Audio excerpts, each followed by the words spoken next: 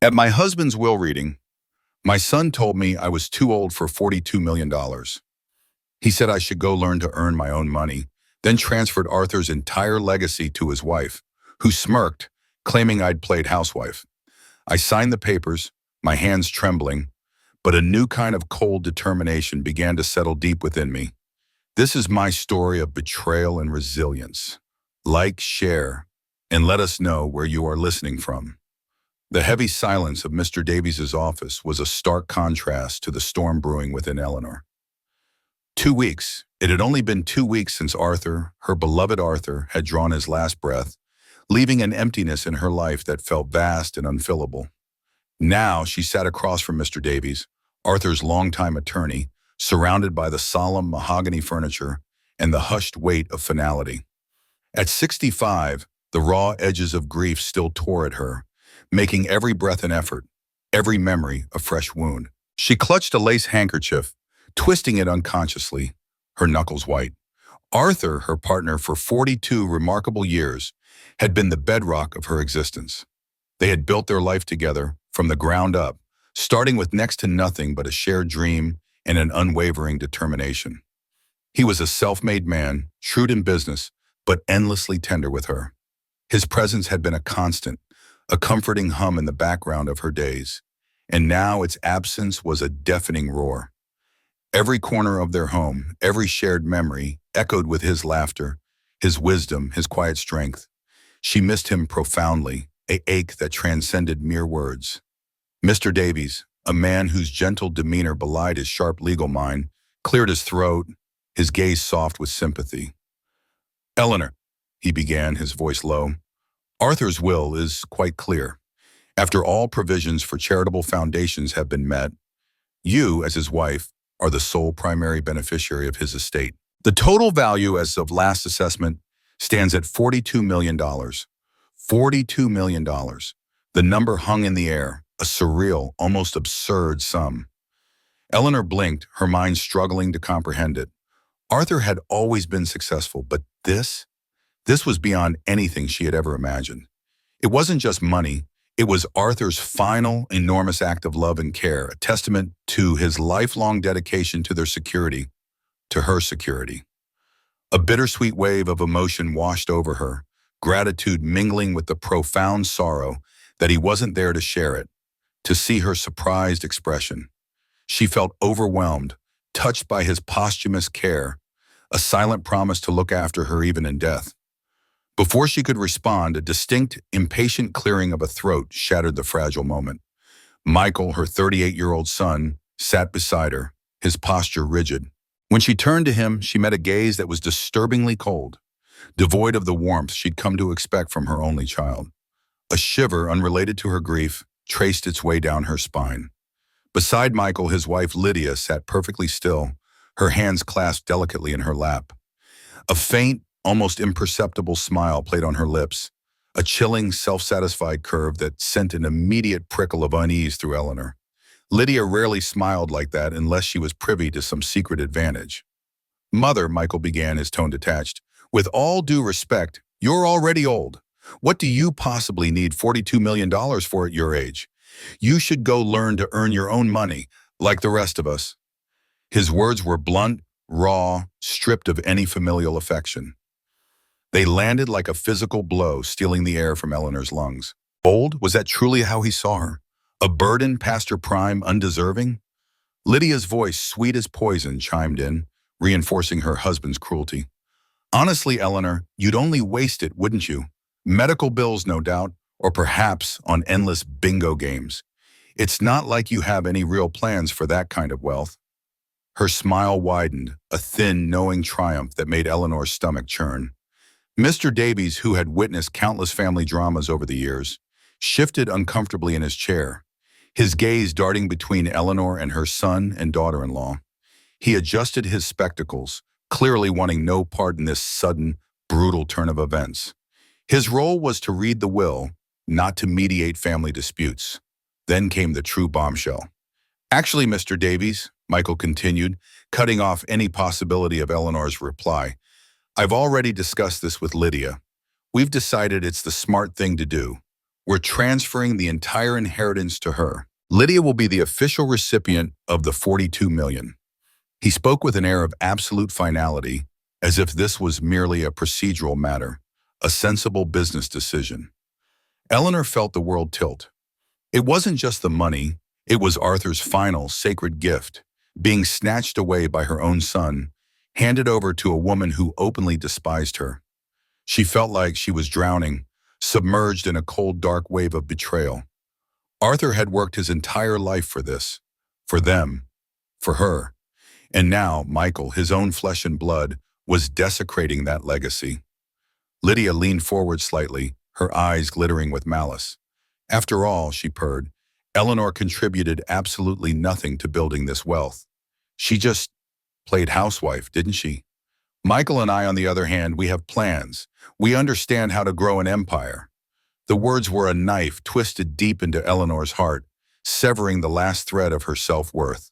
It dismissed her entire life with Arthur, the sacrifices, the support, the silent partnership that had made Arthur's success possible. She hadn't played anything.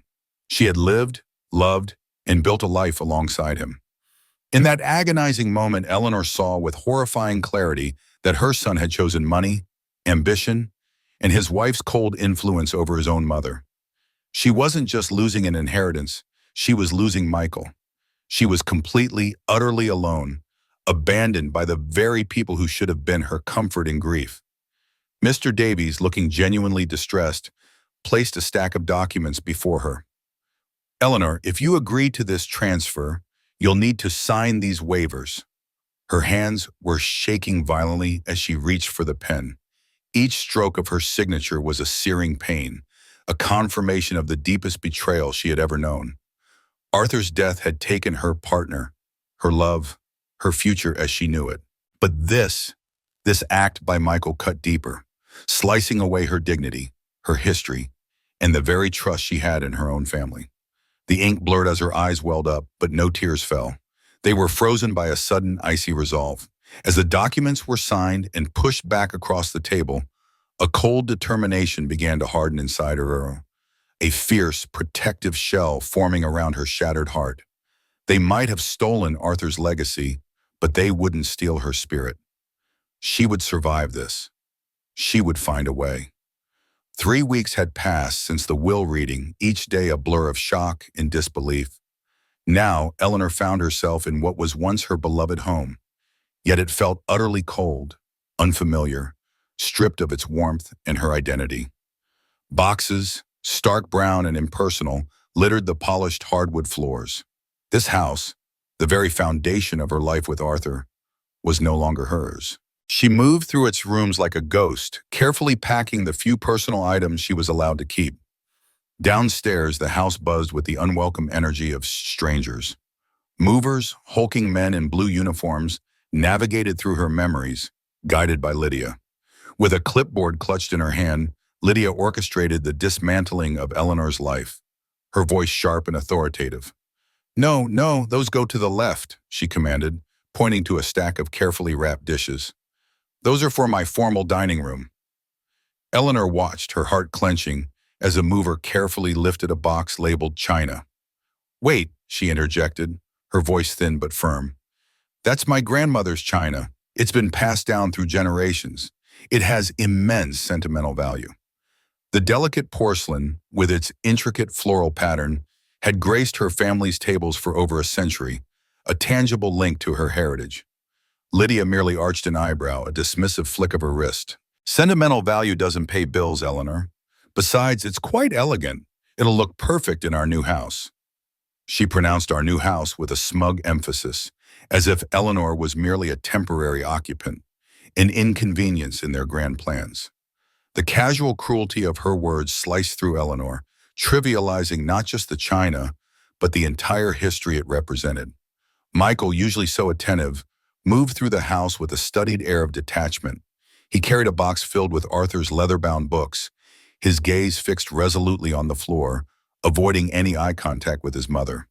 He treated her like a stranger, a mere bystander in the ransacking of her own life.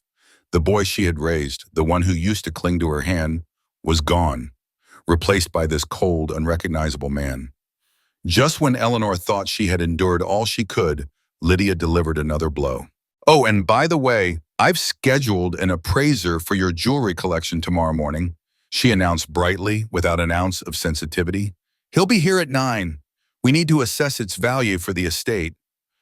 Eleanor felt a wave of dizziness wash over her. My personal jewelry? What are you talking about?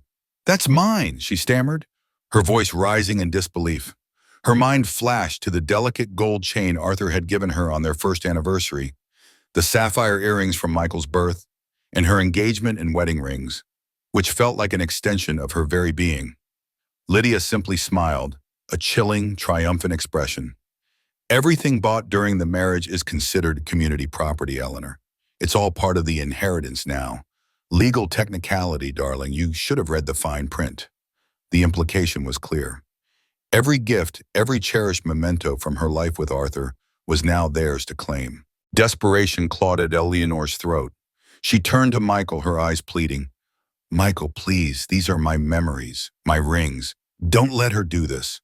For a fleeting moment, she saw a flicker of doubt in his eyes, a shadow of the son she once knew. But then, Lydia's hand, cool and possessive, rested on his arm. It was a silent, powerful gesture.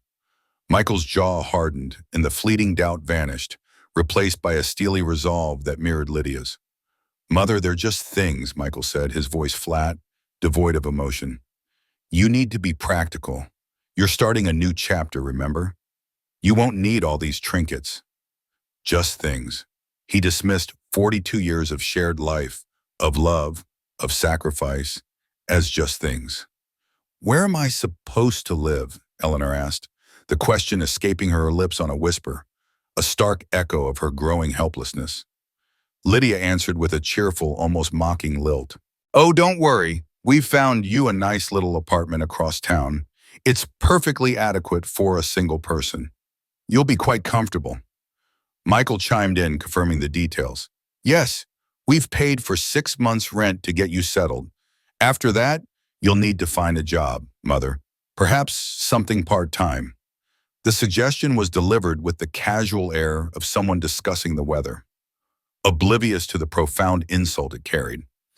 A woman who had managed a household, raised a child, and supported her husband's empire was now being told to seek something part-time by her own son.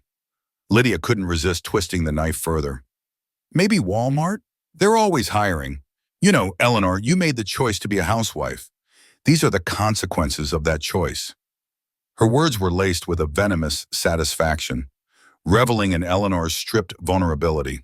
Eleanor watched, numb with shock, as the movers carried out Arthur's golf clubs, still bearing the faint scent of the greens, then his favorite reading chair, the one he always sat in with a book and a cup of tea. Finally, boxes of his treasured books followed, each item a tangible piece of her shared life being systematically dismantled and taken away. It wasn't just physical possessions, it was the essence of Arthur, of their life together, being erased. But the deepest pain wasn't just the loss of possessions or the brutal words.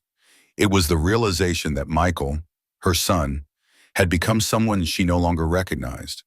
The boy she had nurtured, the man she had loved, had been replaced by a stranger, molded by greed and Lydia's insidious influence. He was a co-conspirator in her destruction. As dusk began to settle, casting long shadows through the emptying house, Lydia's voice cut through the air. "The moving truck will arrive at 8 a.m. sharp tomorrow, Eleanor. Make sure you're ready." It was a command, not a request, solidifying her new role as the undisputed mistress of the house. Eleanor slowly climbed the stairs to what had once been her sanctuary, her bedroom. As she reached the top, she could still hear Lydia's voice drifting up from downstairs, animated and excited. "And that dreadful wallpaper simply must go. I'm thinking a much brighter, more modern feel for this master suite." Lydia was already redecorating her bedroom, planning to erase every trace of Eleanor, of Arthur. A flicker of anger, hot and unexpected, ignited within Eleanor. They had taken everything she thought defined her, but they hadn't broken her. They had only pushed her to a precipice from which she would have to rebuild. And as she stood in the silence of her soon-to-be former bedroom, A silent vow formed in her heart. She would rebuild. 4 months into her new existence, Eleanor found her apartment to be exactly as Lydia had described. Small, functional, and utterly soulless. Everything, from the walls to the worn carpet, was a monotonous shade of beige, a color that seemed to drain all vibrancy from her life. Each morning she woke with a moment of disoriented confusion, reaching for the familiar comfort of Arthur's side of the bed, only to find the empty space of her narrow twin.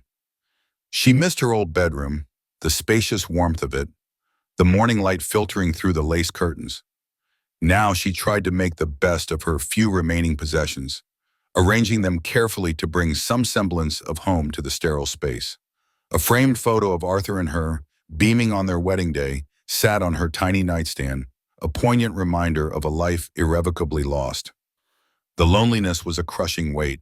After decades of being at the center of a bustling family life, surrounded by friends, colleagues, and the rhythm of a large home, Eleanor was now nobody. A stranger in a complex filled with other strangers, each lost in their own beige-colored lives. The phone, once a constant companion, now mostly remained silent. When it did ring, it was often an old friend, like Clara Jenkins. These phone calls were excruciating. Eleanor struggled to explain her situation, carefully omitting the painful details of her son's betrayal. How could she tell Clara that she could no longer afford country club fees, or the occasional lunch out, or the tickets to the symphony they used to enjoy together? She stretched her meager savings, a small sum she had managed to squirrel away over the years, further than she ever thought possible. Pride kept her silent, forcing her to weave vague excuses about downsizing and taking a break from the social scene. One Tuesday morning, while meticulously clipping coupons at the grocery store, a task that had become a regular, almost ritualistic part of her week, Eleanor bumped into Sarah Morrison. Sarah, a cheerful, well-meaning woman from Arthur's social circle, greeted her with an effusive hug. "Eleanor, it's so good to see you. How are you holding up, dear?" Sarah's eyes, however, held a look of pity that Eleanor immediately recoiled from. They exchanged pleasantries, Sarah expressing her heartfelt sympathy for Arthur's passing. But then her tone shifted, becoming a little too earnest, a little too concerned. "You know my mother, Emily, she was talking to Lydia the other day. Apparently Lydia called her, just checking in on you." Sarah paused, her brow furrowed in what she clearly intended as compassion. Eleanor's heart sank. She knew with a dreadful certainty where this conversation was heading. "Lydia mentioned that you were having some financial troubles," Sarah continued, lowering her voice conspiratorially, "and that you might need a little help. She even suggested that perhaps the church's senior assistance program might be able to offer you some support." The words hit Eleanor like a physical blow. Humiliation, sharp and burning, spread through her veins. It wasn't just the fact that Lydia was spreading lies, but the insidious nature of it. She wasn't just ruining Eleanor's reputation. She was deliberately painting her as a charity case, an old woman so destitute that she needed handouts from the church. This wasn't merely gossip. It was a systematic dismantling of Eleanor's dignity, a calculated act of cruelty designed to isolate and shame her. Sarah, oblivious to the anguish she was inflicting, prattled on. "It's so kind of Lydia to be so concerned, isn't it?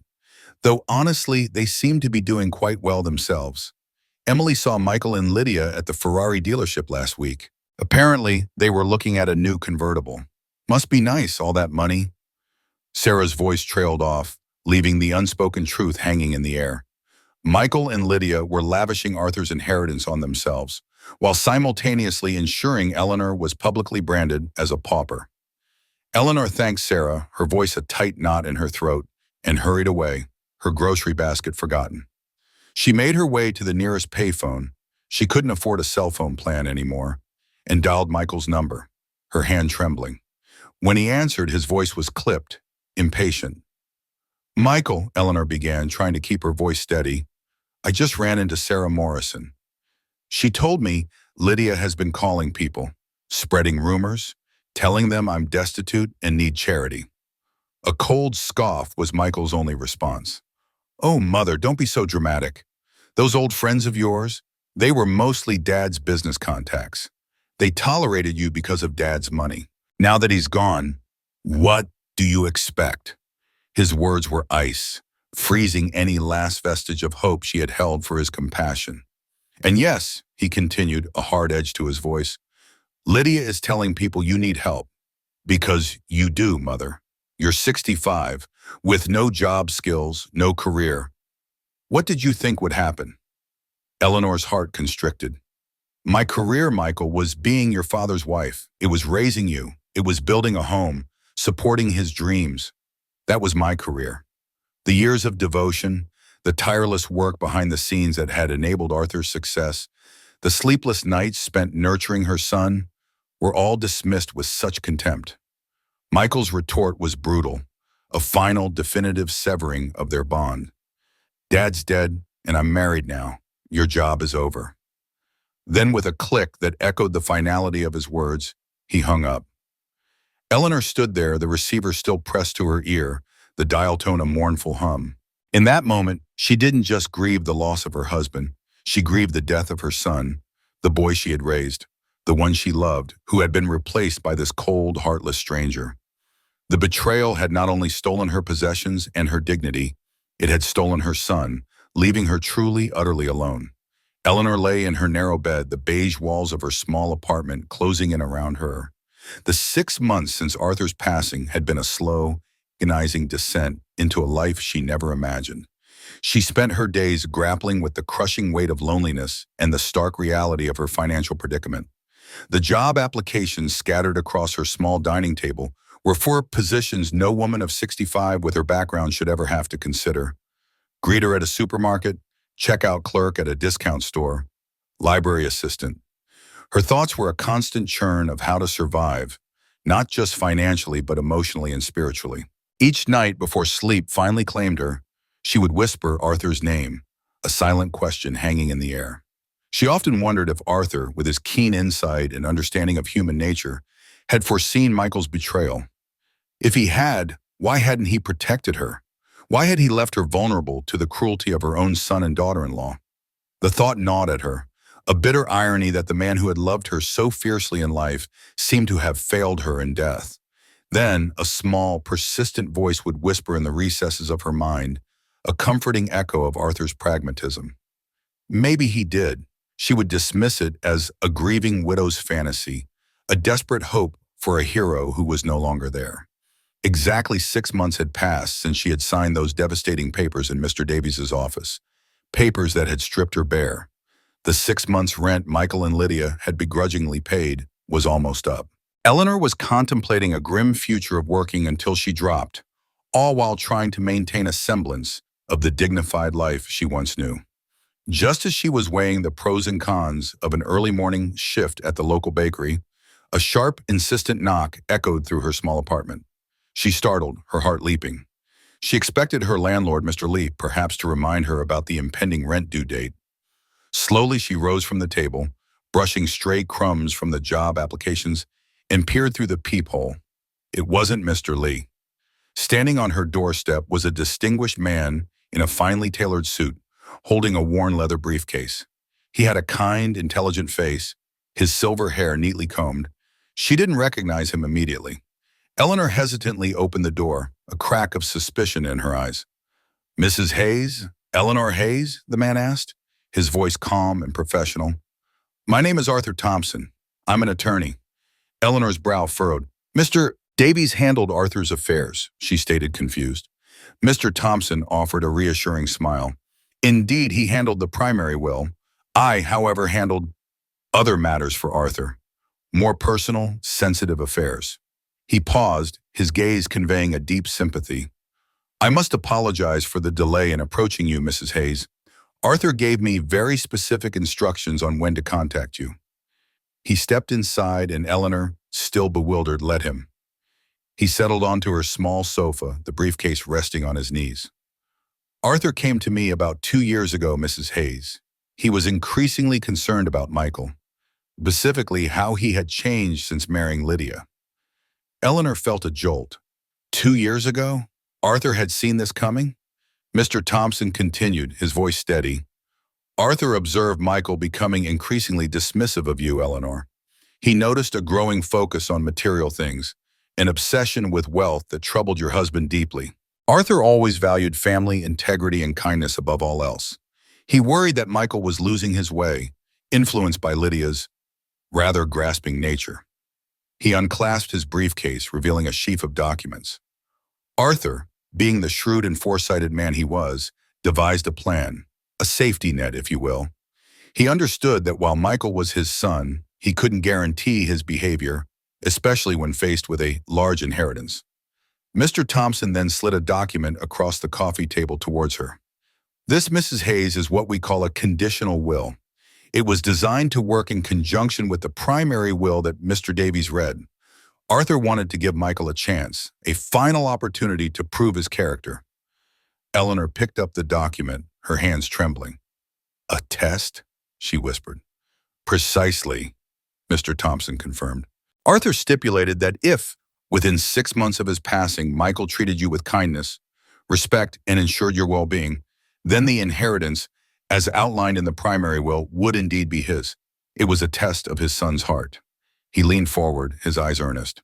However, if Michael abandoned you, if he publicly humiliated you, or left you in financial distress, then the entire inheritance would revert to you, Eleanor, every last dollar. Eleanor stared at him, her mind reeling. The implications were staggering. All the pain, all the humiliation, all the stripped dignity, it had all been part of a deliberate test. Arthur hadn't abandoned her. He had protected her, even from beyond the grave. "But that's not all," Mr. Thompson added, a small, knowing smile touching his lips.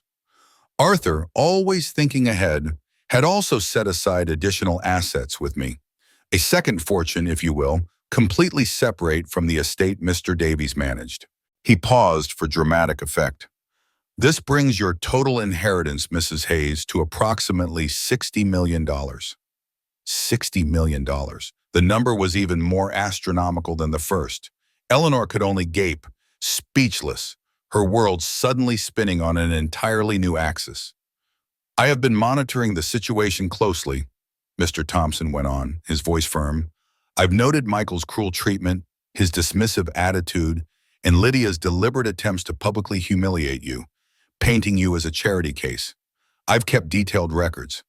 It is abundantly clear that Michael failed Arthur's test, miserably." A wave of emotions washed over Eleanor. Shock, relief, a fierce surge of vindication. Arthur, her brilliant, loving Arthur, had known. He had prepared. And now she was not just vindicated. She was wealthy beyond her wildest dreams, and Michael and Lydia would get nothing. If you are enjoying Eleanor's story and want to see how she gets her ultimate revenge, make sure to keep watching. Don't forget to like this video, share it with your friends, and subscribe to our channel so you don't miss any updates on her incredible journey. If you are enjoying Eleanor's story and want to see how she gets her ultimate revenge, make sure to keep watching.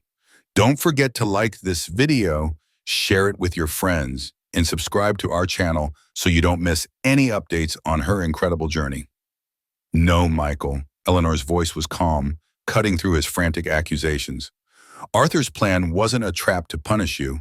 It was a plan to protect me. Your greed, your selfishness, your complete disregard for my well-being, that was your trap. You set it for yourself." A sharp, high-pitched shriek erupted from the phone, and Eleanor knew Lydia had snatched it from Michael's hand. "You conniving old witch!" Lydia's voice was venomous, stripped of any pretense of civility. "You manipulated Arthur.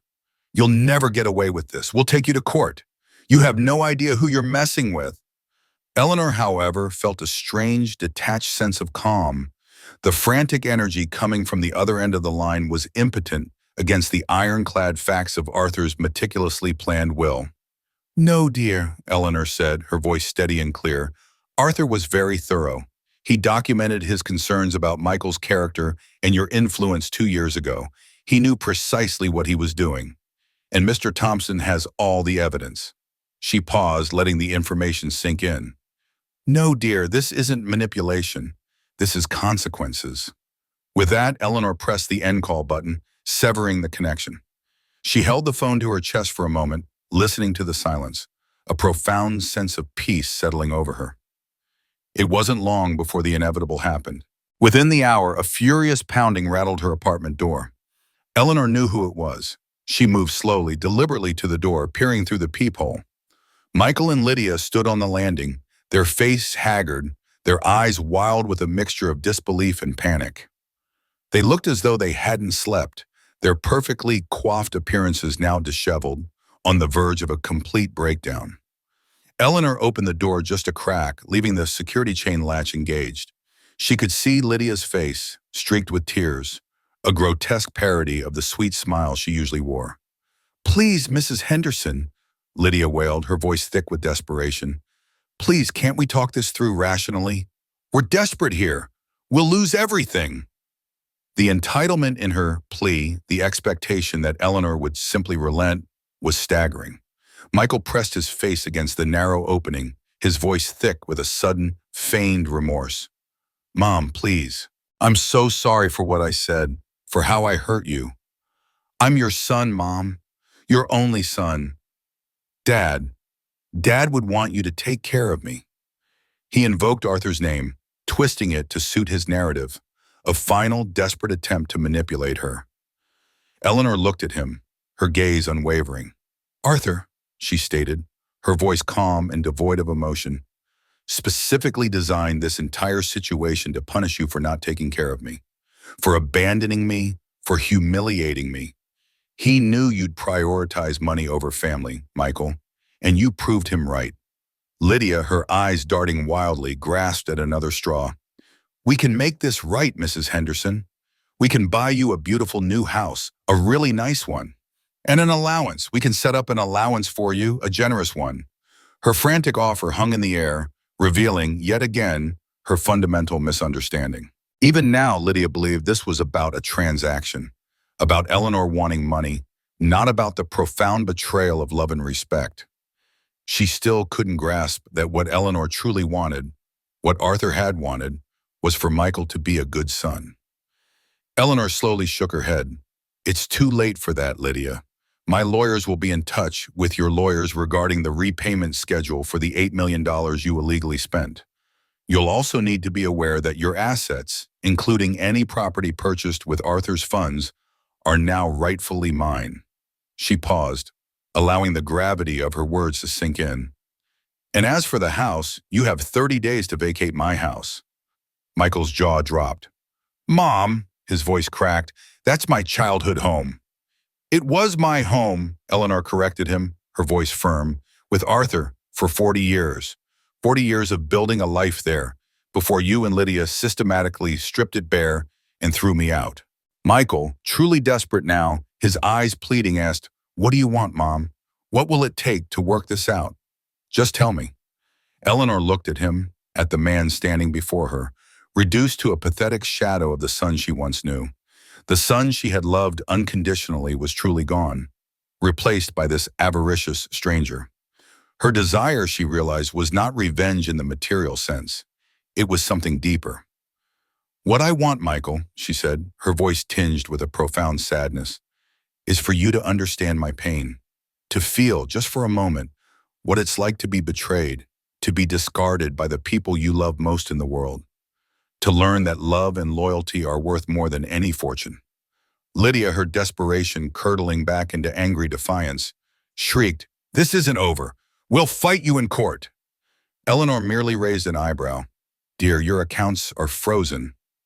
Your legal retainer is now mine. You don't have the money to fight this. And even if you did, Arthur's will is ironclad." She gave them a final sorrowful look, a look that conveyed both pity and the finality of their separation. Then, with a gentle click, Eleanor closed the door, the chain latch sliding back into place. As the sound of their increasingly frantic shouts faded, a deep, abiding peace settled over her. She had endured. She had survived.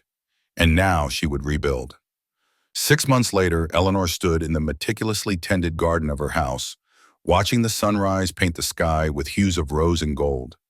The air was crisp, carrying the scent of dew and blooming roses. This garden, like her life, had been carefully nurtured back from neglect. She had undone all of Lydia's cold, modern renovations inside the house, restoring the warmth and classic elegance that she and Arthur had meticulously created over 4 decades. The home finally felt like hers again, imbued with the echoes of their shared life, but now also with the quiet strength of her renewed independence. The legal proceedings had been remarkably swift and, for Michael and Lydia, utterly devastating. Arthur's conditional will was an ironclad document, a testament to his foresight and legal acumen. Michael and Lydia had no grounds to fight it. Within 60 days, the house was legally returned to Eleanor, its contents reclaimed. The luxury vehicles, the expensive jewelry, and any other assets purchased with Arthur's inheritance were repossessed. After all was said and done, with the value of assets returned, they were left owing Arthur's estate nearly $12 million, a debt that would haunt them for years to come. One afternoon, while Eleanor was selecting some new books at the local bookstore, she unexpectedly encountered Clara Jenkins. Clara approached cautiously, her face etched with nervousness. "Eleanor," she began, her voice barely a whisper, I need to apologize. I believe Lydia's story about your breakdown, about your financial struggles. I'm so terribly sorry." Eleanor listened, her expression unreadable. Clara, her old friend, stumbled on, confessing her own vulnerabilities. "Arthur and you always had something special, something so real.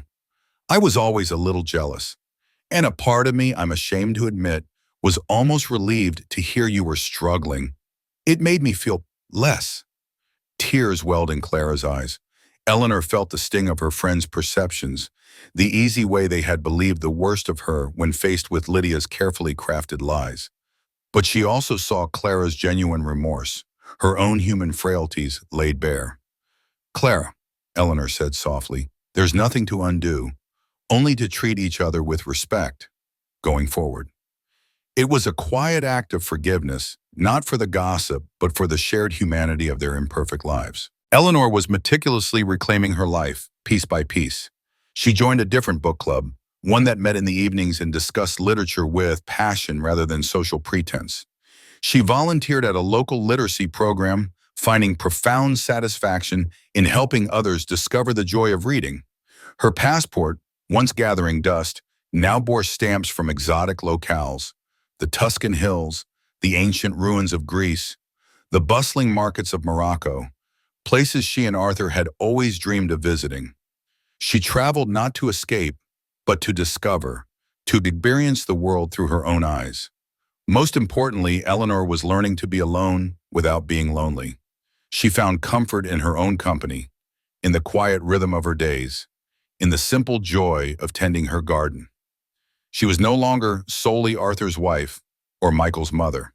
She was simply Eleanor, a woman who had weathered a storm and emerged stronger, clearer, and profoundly free. Michael's frantic calls had stopped weeks ago. Mr. Thompson's office had informed her that Lydia, true to her self-serving nature, had finally left him.